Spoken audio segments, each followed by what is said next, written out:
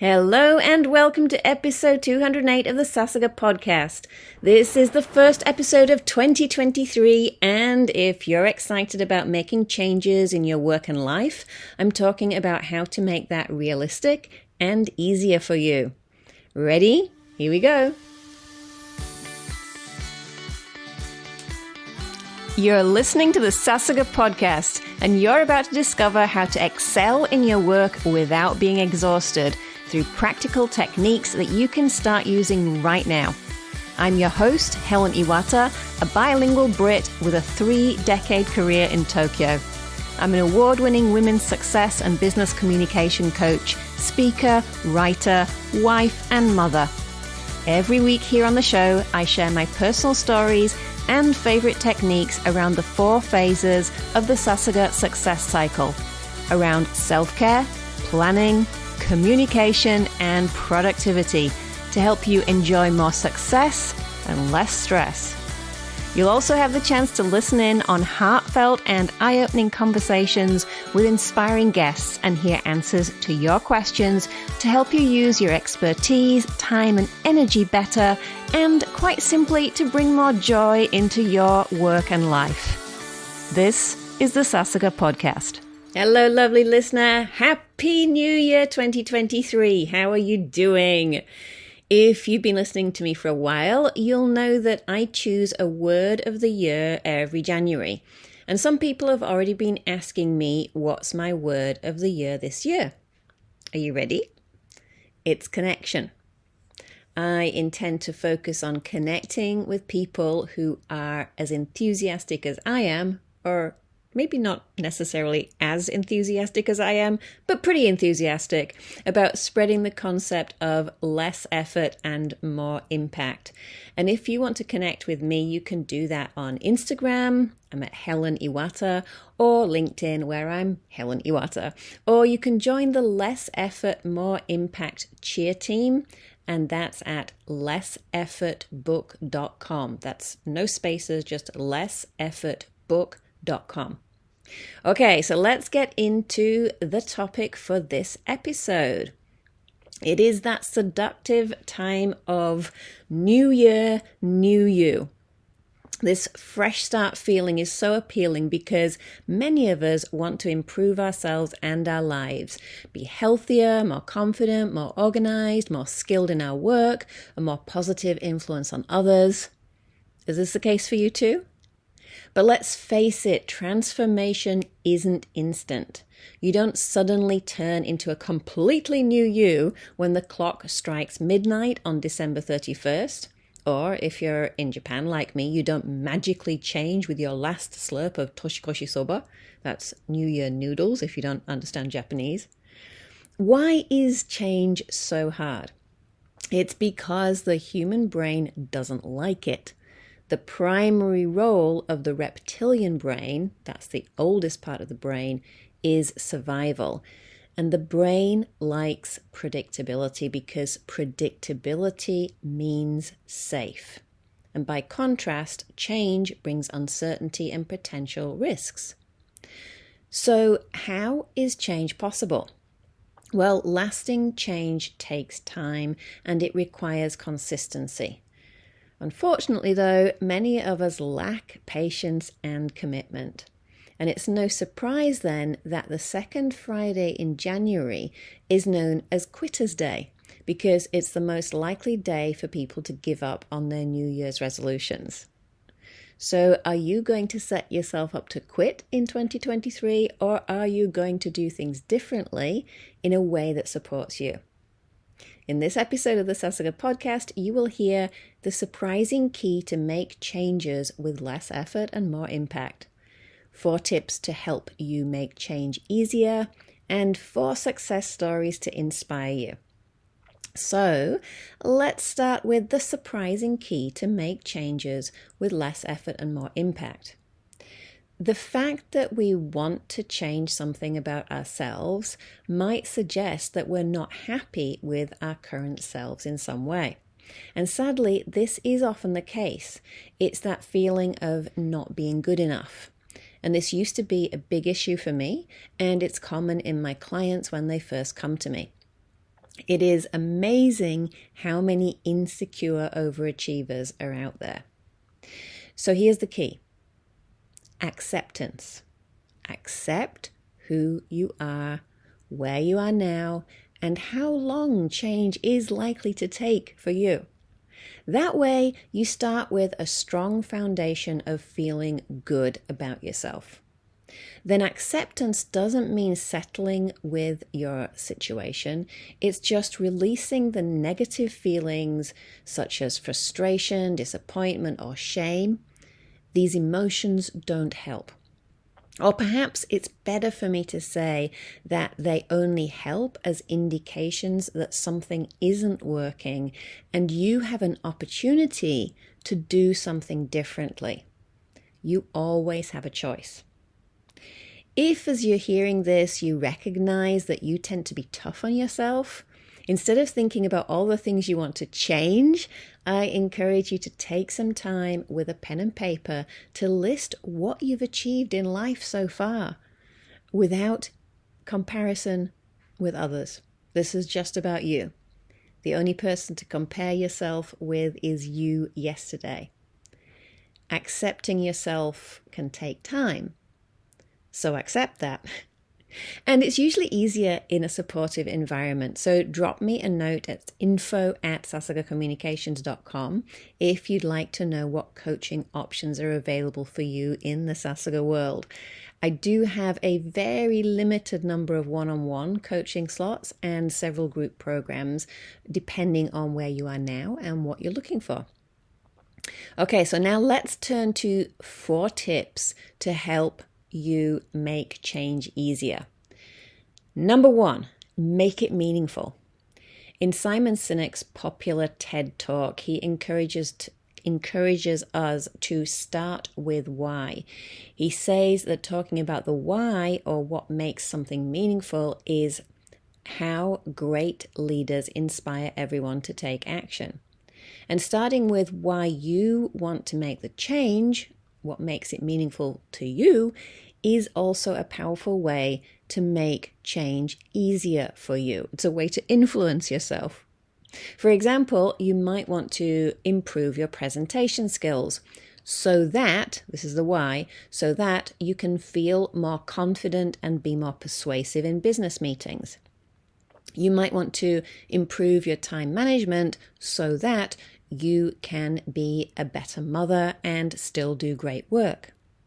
You might want to improve your health so that you have more energy to do what you want to do and be a positive influence on those around you. If you know what you want to change, ask yourself what makes that meaningful.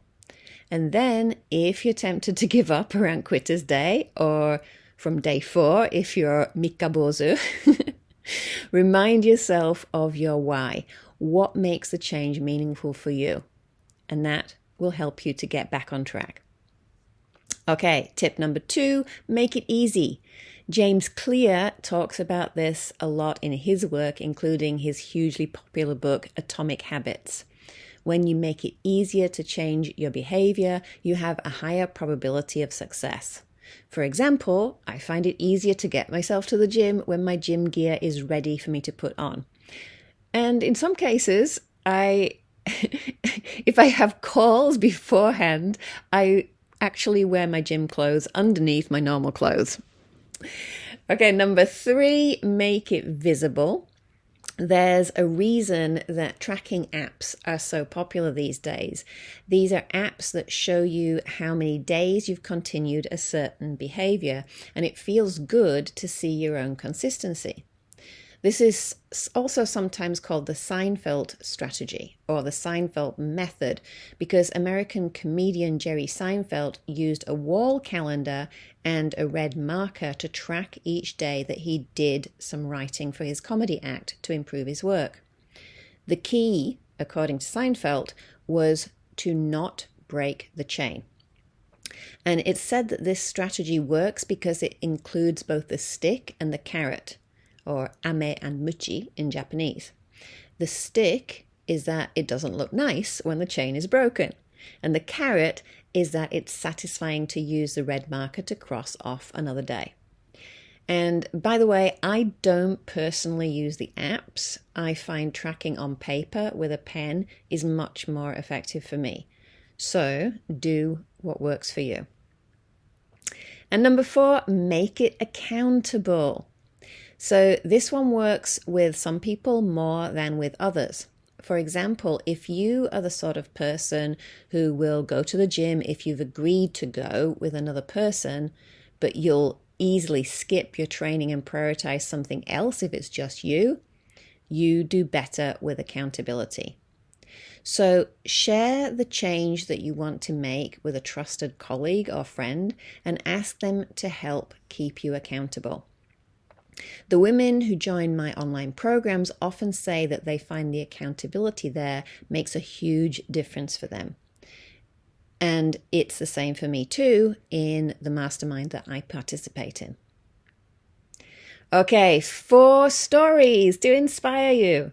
And I've shared before on the Sasuga podcast many stories of women who've made amazing changes in their lives, including in episode 172, where I shared audio clips in Japanese from 6 women talking about the changes they made as a result of participating in the Sasuga VIP Women's Coaching Program. And I'll link to that in the show notes if you'd like to listen. Today, I'd like to highlight 4 of my favorite stories that women have shared with me, and I hope this gives you some inspiration about what could be possible for you. As I say, you always have a choice. Okay, story number 1. Aiko said, I felt like I had so many things to do and I didn't know where to focus.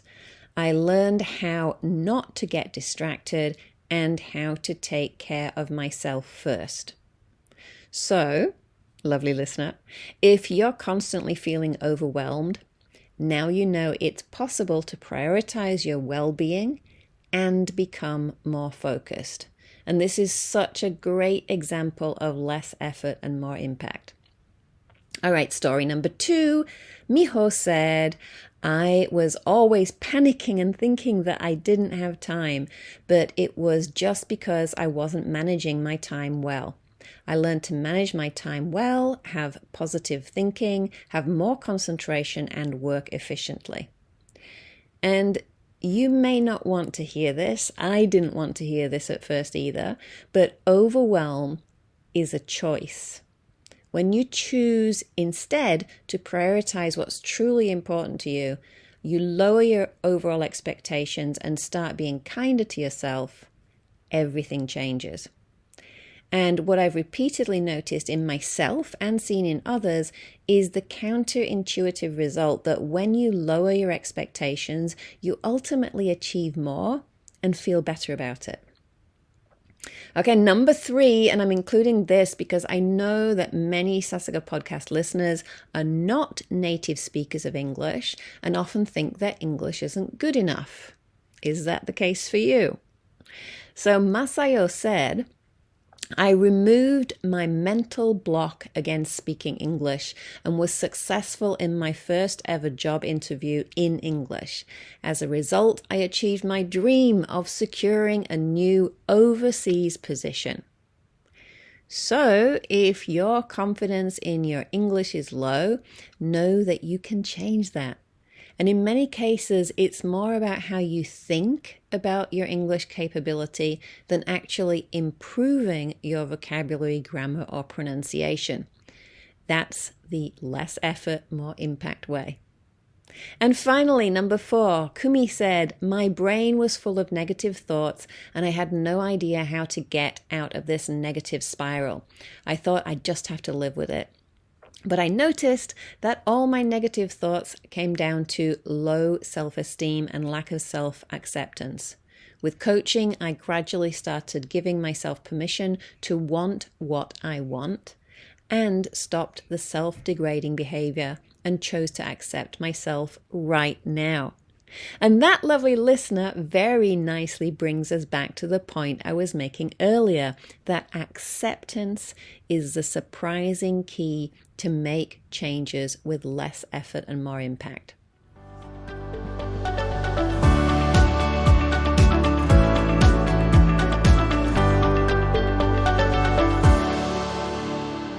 Just before we recap, the success stories that I shared today are just a few from participants in the Sasuga VIP Women's Coaching Program.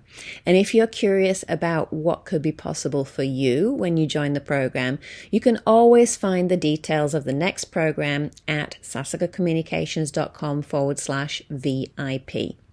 And if you're listening to this around the time of release, we are just about to start a new program. And as of recording, we do have some places left. So if you're ready for more time, energy, and joy in 2023, hop over to sasugacommunications.com/VIP and apply for a clarity call ASAP so that you don't have to wait for the next program later in the year. Why would you put off the changes that you want to make? And in case you didn't know, VIP stands for very important person, and you are the most important person in your life.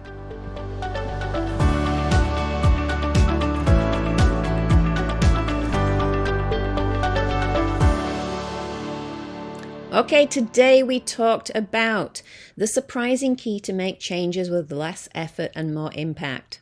That is acceptance. Also, 4 tips to make change easier. Number 1, make it meaningful. Number 2, make it easy. Number 3, make it visible. Number 4, make it accountable.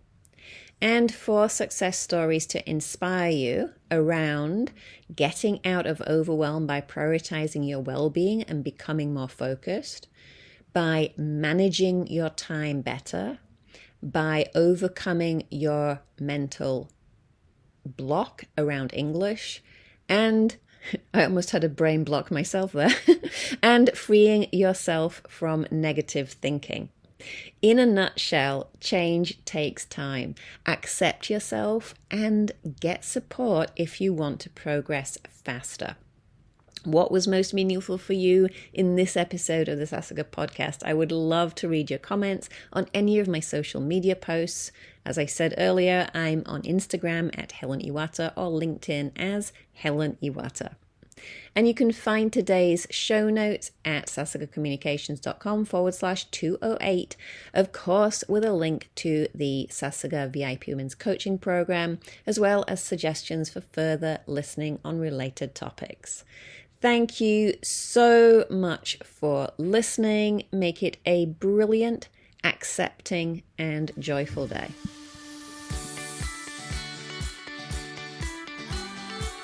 Thank you for listening to another episode of the Sasuga podcast. Wow, the fact that you listened all the way to the end here tells me how committed you are to your personal and professional development. If you enjoyed this episode, I invite you to tell your friends or colleagues about the Sasuga podcast. Spread the tips and the joy. Help to make everybody's lives better. And you may even like to rate and review the Sasuga podcast in your favorite podcast player to help others find it. And if you'd like to hear more from me, be sure you're regularly reading my free weekly newsletter, Sasuga Tips for You. I'll send you practical techniques, resources, and inspiration every Tuesday in English and Japanese. Just go to sasugacommunications.com/subscribe to subscribe. And I look forward to supporting you.